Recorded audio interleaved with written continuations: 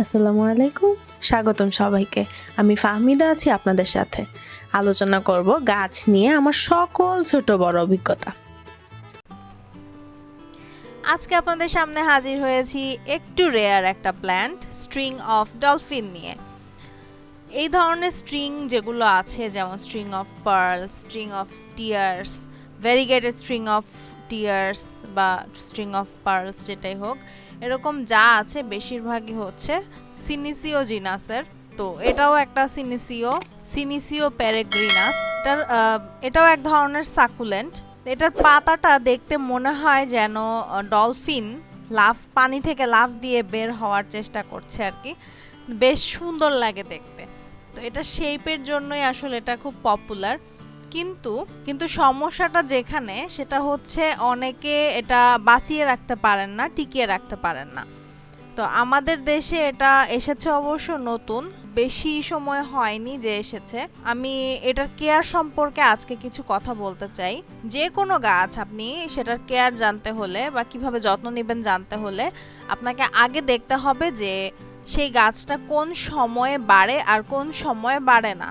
তো এই গাছটা যেটা স্ট্রিং অফ ডলফিন, সেটা হচ্ছে শীতকাল, যেটা আমাদের দেশে অক্টোবরের পর থেকে, অক্টোবর বা নভেম্বর থেকে মোটামুটি মার্চের শুরুর সপ্তাহ পর্যন্ত, এই সময়টায় সে বেশ ভালো গ্রোথ হয় আর কি।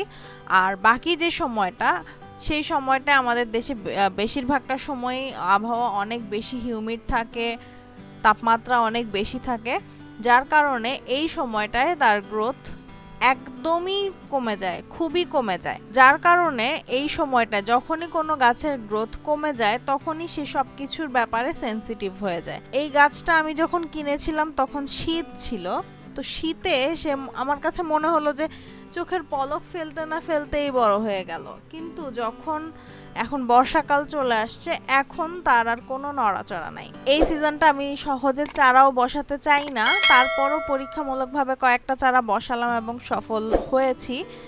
তবে আমি সাজেস্ট করব, কেউ যদি এক্সপার্ট না হন বা ভয় পান যে গাছ নষ্ট হবে, তাহলে এই সিজনে চারা বসাবেন না। যত্নার্থী আর ব্যাপারে আর কিছু কথা যেটা বলি, যে শীতকালে আপনি এটাকে যেরকম রোদে ইচ্ছা রাখতে পারেন, মাটি শুকালেই পানি দিতে পারেন, কোনো সমস্যা নেই। যদি একটু কম রোদেও রাখেন শীতকালে, তখনও কোনো সমস্যা হবে না। কিন্তু যখন এই সিজনটা মানে বর্ষা সিজনটা চলে আসবে, গরম বেড়ে যাবে, হিউমিডিটি বেড়ে যাবে, বাতাসে পানির পরিমাণ বেড়ে যাবে, তখন একে আপনি বড়জোর 2 থেকে 3 ঘন্টার সকালের দিকে রোদ পায় এমন জায়গায় রাখবেন। এর চেয়ে বেশি রোদে দিবেন না। আর পানিটা কমিয়ে দিবেন। আমি যেটা করি, আমারটা আছে 4 ইঞ্চি টবে সাকুলেন্ট সয়েলে।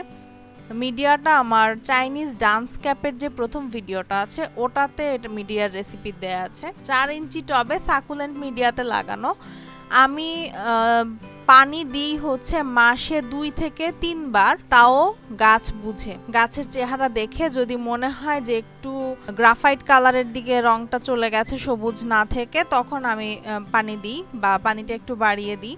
তো গাছের রং দেখে বুঝে পানি দিতে হবে। আরেকটা যেটা ইম্পর্টেন্ট ব্যাপার এই গাছটার ক্ষেত্রে, সেটা হচ্ছে আপনি যদি পানিটা বেশি দিয়ে ফেলেন আর সূর্যের আলো সেই তুলনায় কম হয়ে যায়, তাহলে এই ডলফিন শেপটা কিন্তু আর থাকবে না, পাতাটা লম্বা হয়ে চ্যাপ্টা হয়ে যাবে, তখন আপনি আর ডলফিনই খুঁজে পাবেন না। এখন আসুন চারা করার ব্যাপারে কিছু কথা বলি। চারাটা কিভাবে করবেন, এই যে দেখুন, আমি এখান থেকে কয়েকটা ডাল কেটে নিয়েছি।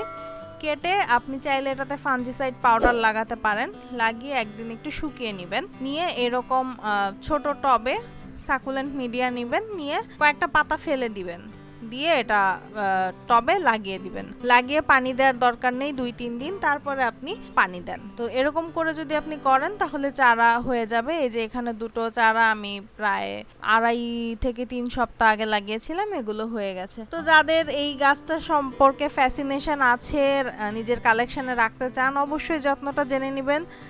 আশা করি এই ভিডিওটা দেখে আপনারা এই গাছটা সম্পর্কে কিছুটা হলেও বুঝতে পেরেছেন। কারো যদি কোনো রকম প্রশ্ন থাকে অবশ্যই আপনি কমেন্ট বক্সে সেটা আমাকে জিজ্ঞাসা করতে পারেন। এই ভিডিওটি ভালো লেগে থাকলে লাইক করে কিন্তু উৎসাহ দিতে ভুলবেন না, আর আপনাদের অভিজ্ঞতা অবশ্যই কমেন্টে শেয়ার করবেন।